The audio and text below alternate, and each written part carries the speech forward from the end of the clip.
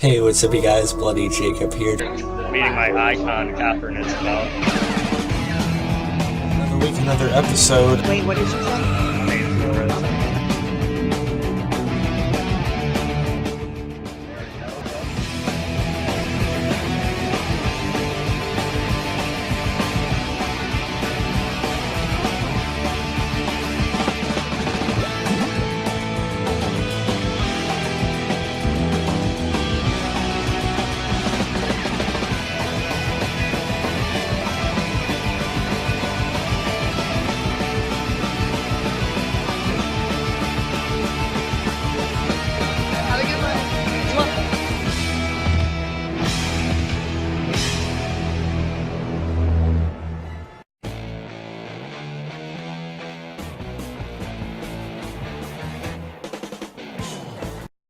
Hey, what's up you guys? Bloody Jacob here to bring you a video giving my thoughts on Buffy the Vampire Slayer Season 3.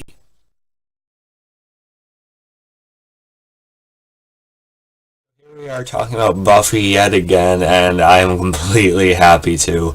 Because if I didn't emphasize it enough in my reviews of the first two seasons, Buffy is becoming a pretty special show to me already, just 3 seasons in. I remember, even just like the first few episodes of this season, I just thought, okay, the show really has something. And I really like the first season. I'm sure I'll look back on that one even more fondly as I go. There's still things in that I like a lot. Season 2, it all came together more, the story with Angel and Soul and everything, I really enjoyed. But I gotta say, Buffy the Vampire Slayer Season 3, I think, has been the best so far, at least from what I've seen. I've heard some people complain about the later seasons, so we'll see how that goes, but I can't see the show dropping that much, because Buffy the Vampire Slayer is absolutely incredible. Seriously, the show is a absolute masterpiece, if that makes any sense. Which it does, if you watch it. Yeah, just showing this real quick. But yeah, so Buffy Season 3, of course it started off after Buffy was forced to kill Angel at the end of Season 2, and he was sealed away and everything, supposedly gone for good, but of course he returns under mysterious circumstances here, and Buffy sort of begins training with him again, sort of reconnecting, but this eventually follows the start of the season, which was the episode called Anne.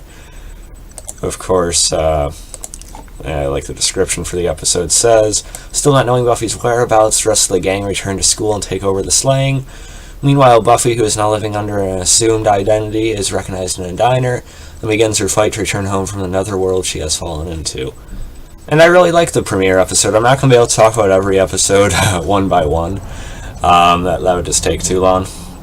I'm going to just give a more general view of the whole season, but I really enjoyed the premiere. It almost felt like a mini movie in a way. With her eventually discovering that underground sort of mutant monster slave factory thing they had going on and everything. It felt like a little mini Buffy movie, and I really liked it.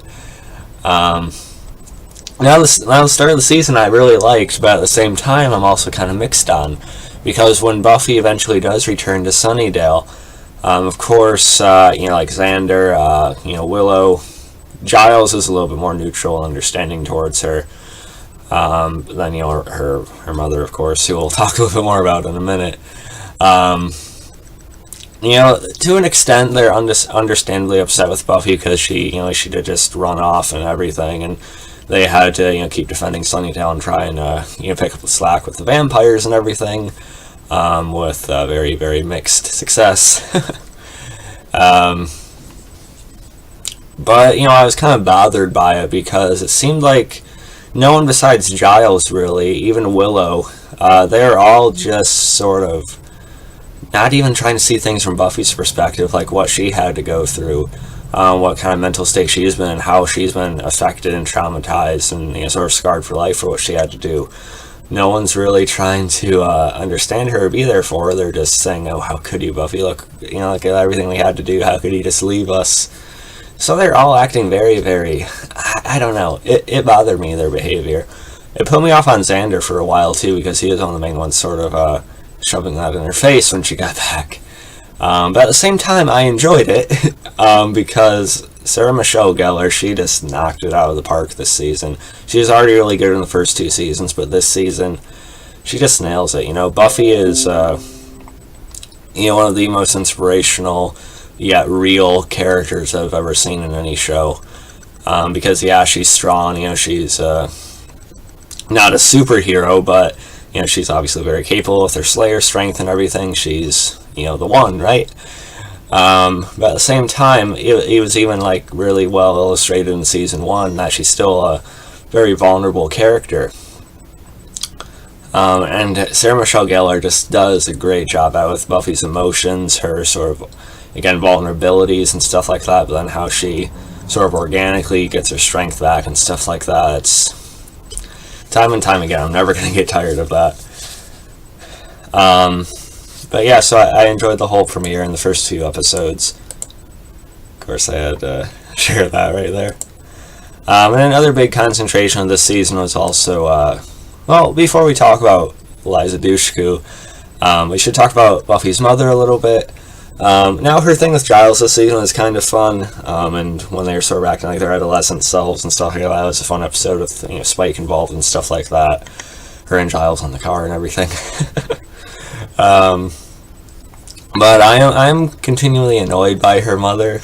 It's addressed a few times by Buffy, but she's in this constant state of denial of what Buffy actually has to do and what it all means. It seems like she's sort of blocking out how important it actually is and sort of just thinking Buffy has to go about her normal, childhood or, get ready for school and stuff like that and focus on college and, she can brush, the slang aside and stuff like that. And then at the same time, she also kind of undermines Buffy and the work she does, saying, oh yeah, I can take care of this, I'm going to run the town and stuff like that in a certain episode. Acting like Buffy doesn't do it efficiently and stuff like that. So she annoyed me quite a bit this season. I don't know, I don't want to talk too much about her. But yeah, another big obvious concentration on this season was, like I said, Eliza Dushku as Faith. She, of course, even, shares the cover with, Angel and Buffy. But yeah, I liked her. I've seen some of Eliza Dushku's work. She was even on one of my favorite crime drama shows a few years ago called Banshee, so it was good to go back and see her on this. I guess there was a proposed spin-off for Faith at one point as well. That didn't go through, unfortunately, but apparently she's going into the 4th season, at least so we'll see her for a while. But, I liked her this season. She has definitely played well. Eliza Dushku did a good job. Sort of that more, at least on a surface, rebellious type of nature, where it was contrast to Buffy and everything, and I think that worked.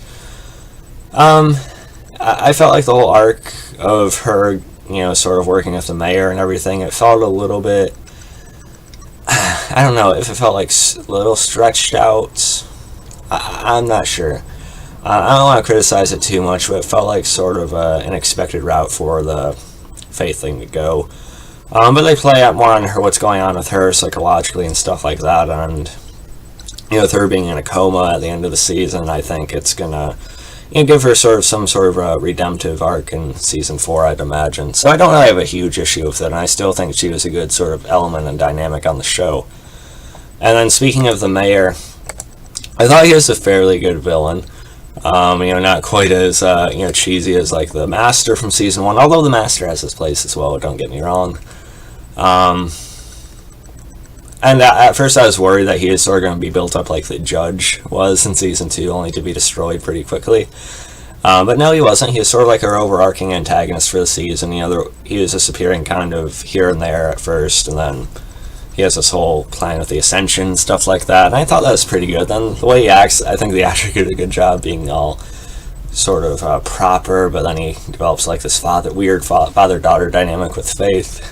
So I thought that was pretty good, and the way it culminates in the finale, Prom Night Graduation Day Part 2, this whole monstrous form and everything, I thought was done fairly well for the budget they had. And also a new character was Wesley. And at first, he felt a little bit forced, but I'm kind of warming up to him a little bit in this way. His story with Cordelia's whole angle with her feels a little bit weird. I'm kind of wondering how it would go over if it was airing nowadays with Cordelia still being a student and everything, but it was alright. And, the character on his own, anyway, I think works fairly well for what he is, sort of being very proper, very straightforward as a watcher compared to Giles, who actually, cares. And Giles is obviously a lot smarter and more experienced. But Wesley eventually developed his own place, and, he's kind of a good character to bounce off of, really, in a way, for what he was. And again, he's going into the next season, so I think that'll work fine. But speaking of the Watcher thing, probably one of the best episodes of the season, was episode 12, Helpless. And that's what really brought the season up for me. I was already liking it, of course, but, with the new Watcher being appointed and everything because of this test, Giles secretly prepares Buffy for the Momentum, an ordeal the Watcher's Council requires every Slayer endure on her 18th birthday. Giles helps Buffy, thereby affecting his job as Watcher. Basically trying to trap her and put her to this test on her own and everything, and injecting her so she has to rely on her kind of cunning and smarts, as opposed to, her, strength and stuff like that, which Buffy had plenty of, and I get the idea of it, but it's very cold, very sort of, regulated to business, and Giles isn't supposed to care personally as much as he does. But what I loved so much in this episode was, of course, the hurt that Buffy felt by Giles at first not telling her, even though he did help her eventually, obviously. But when the council member arrives and relieves Giles of his position, there's this great moment here between Giles and Buffy, because the council member, he says, "You possess a father's love for the child," and he goes on about how you can't have that. But when he says you possess a father's love for the child, the look that Buffy and Giles share with each other, there's no dialogue, it's just the guy saying you possess a father's love, while they're both looking at each other. And sort of that anger or frustration from Buffy sort of softens, and it's there's this deep look shared between the two, and it's really, really touching. It got me. And then, of course, Buffy allows Giles to sort of, tend to her, scrapes and everything and her wounds. That was a really sweet moment. Might end up being, it's one of my favorite moments of the whole series so far. It's such great acting from Sarah Michelle Gellar and, of course, Anthony Head. I absolutely loved that. And then I enjoyed the prom night thing, choices. I enjoyed every episode, okay, to some extent. It's just classic. Buffy's already becoming one of my all-time favorite shows. It's already breaking into the top 10, and I've watched millions of shows, and I'm only in season 3, so I'm very, very excited. It just does so many things right. It's funny, it has great characters you can invest in, chemistry, really well laid out, sort of long-running stories. It's just absolutely phenomenal. The story with Angel this season, him leaving in, to that spin-off Angel series. And then deciding they might not be able to be together in the long term sort of made sense. Felt a little bit forced, but sort of worked by the end of it. One issue I have, though, just a tad, I also like Oz, Seth Green on this. He fits in fairly well as well, with the whole Xander and Willow thing they had going on, and Cordelia and Xander sort of distancing themselves, but maybe reconnecting. Then there's the whole Wesley thing. I almost feel like sometimes more characters should die on this show. I know it sounds bad, but come on, would characters like Cordelia really still be alive even right now? I mean, I know Buffy saved her and everything, but I really hope characters like Cordelia and maybe a couple others die eventually, because, yeah, you want to maintain the cast and the group, the Scooby Gang, right? But at the same time, even for a show like Buffy, that tries to please people like that, with having the characters they do, you still gotta kill characters off once in a while to maintain any sort of honesty to the world your show's depicting. But still, it's a minor gripe so far. We'll see what they do. Apparently Cordelia gets involved in the Angel spin-off initially, so maybe something happens there, I don't know.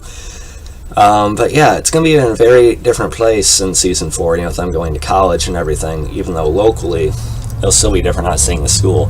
But the principal is eaten by the mayor in the finale anyway, so, moving on. But yeah, I could just go on about every single episode here, but I absolutely loved it. I can hardly stand it. It should be interesting when Spike comes back as well. I almost thought he was going to at the end of the season, but they got to spread it out a little bit. Just, again, incredible. And I have to rate Buffy Season 3 an A+. Probably just an A+. I just love it that much. It's one of the best shows I've ever seen. And I can't wait to start Season 4, which I will be ordering soon, hopefully within the next few days.